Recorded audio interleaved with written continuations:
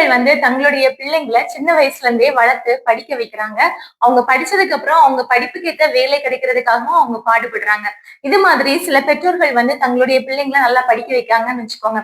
அவங்களுக்கு நம்ம நாட்டுல நல்ல வேலை கிடைக்கல. அப்ப அவங்க எங்க போறாங்க? வெளிநாடுகளுக்கு போறாங்க. அங்க போய் அவங்க நல்ல வேலையை பார்த்து சம்பாதிக்கிறாங்க. அப்போ இங்க இருக்கக்கூடிய பெற்றோர்கள் என்ன நினைப்பாங்க? நம்ம பையனுக்கு நல்ல வேலை கிடைச்சதும் நம்மள அங்க கூட்டிட்டு போவான், அவன் கூடயே வச்சு பாத்துப்பான் அப்படின்னு நினைப்பாங்க. இல்லைன்னா அவன் அங்க இருந்து நமக்கு பணம் அனுப்பி தருவான், நம்மள நல்லா பாத்துப்பான், நம்ம எப்படி அவனை பார்த்தோமோ அதே மாதிரி அவனும் பாத்துப்பான் அப்படின்னு நினைப்பாங்க. இந்த மாதிரி நினைக்கக்கூடிய சில பெற்றோர்களுக்கு கிடைக்கக்கூடியது ஏமாற்றம் தான். இப்படி ஏமாறக்கூடியதுதான் என்ன சொல்லுவாங்கன்னா, இலவு காத்த கிளி போல. ஏன்னா இலவம் பஞ்சு மரம் இருக்கும். அந்த பஞ்சு மரத்துல நிறைய கிளிகள் இருக்கு.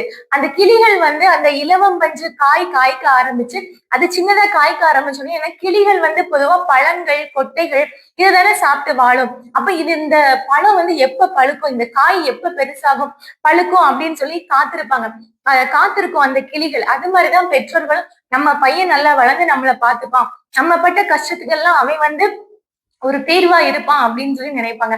அதே மாதிரிதான் இந்த கிளியும் இந்த இலவம் மஞ்சு பழுக்கும் பழுக்கும் பழுக்கும் அப்படின்னு சொல்லி காத்திருந்து கடைசியில அந்த இலவம் மஞ்சு வெடிச்சு பஞ்சாதான் போச்சாம். எந்த ஒரு பயனுமே கிளிக்கு கிடைக்கல. அது மாதிரிதான் ஏமாற்றம். இப்போ நம்ம என்ன பண்ணணும்? நம்மளை கஷ்டப்பட்டு படிக்க வச்சு நமக்காக வாழக்கூடிய பெற்றோர்களை அவங்க வயசான காலத்துல அவங்க கண் கலங்காம சந்தோஷமா பாத்துக்கணும்.